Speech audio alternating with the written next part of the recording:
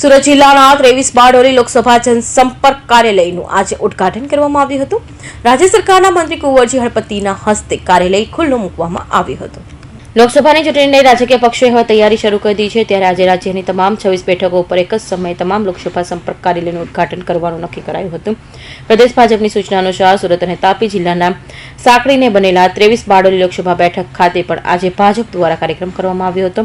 બારડોલી સ્થિત જિલ્લા ભાજપ મધ્યસ્થ કાર્યાલયના નીચે 23 બારડોલી લોકસભા જનસંપર્ક કાર્યાલયનું ઉદ્ઘાટન કરવામાં આવ્યું હતું। આજે સમગ્ર ગુજરાતમાં 26 લોકસભા બેઠકના એટલે કે લોકસભાના કાર્યાલયો ખુલ્લા મૂકવામાં આવ્યા છે।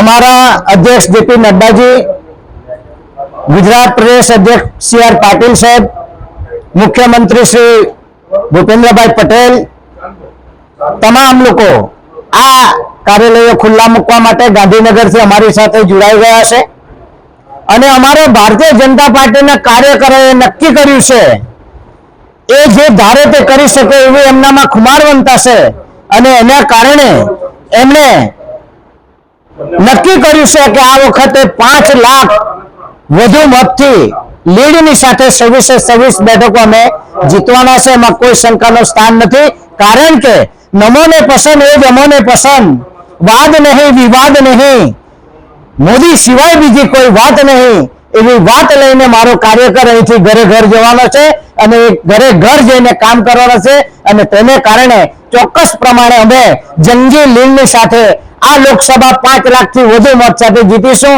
અને ફરીવાર 400 ની પાર સાથે દેશના વડાપ્રધાન નરેન્દ્રભાઈ મોદી સાહેબ બનશે। રાજ્ય સરકારના આદિજાતિ વિભાગના રાજ્યમંત્રી કુંવરજી હળપતિના હસ્તે 23 બારડોલી લોકસભા બેઠકનું ઉદ્ઘાટન કરવામાં આવ્યું હતું। તેમાં રાજ્યની તમામ બેઠકો સાથે બારડોલી લોકસભા બેઠક પણ 5 લાખથી વધુ મતો સાથે વિજેતા બનવા માટે નેતાઓ દ્વારા કાર્યકરોને હાકલ કરવામાં આવી હતી। તેમજ લોકસભાની ચૂંટણીને લઈ તમામ મંડળના કાર્યકરોને ચૂંટણીની તૈયારીમાં લાગી જવા માટે રાજ્યમંત્રી તેમજ ઉપસ્થિત ધારાસભ્યો દ્વારા કાર્યકરોને સૂચનાઓ આપી દેવામાં આવી હતી।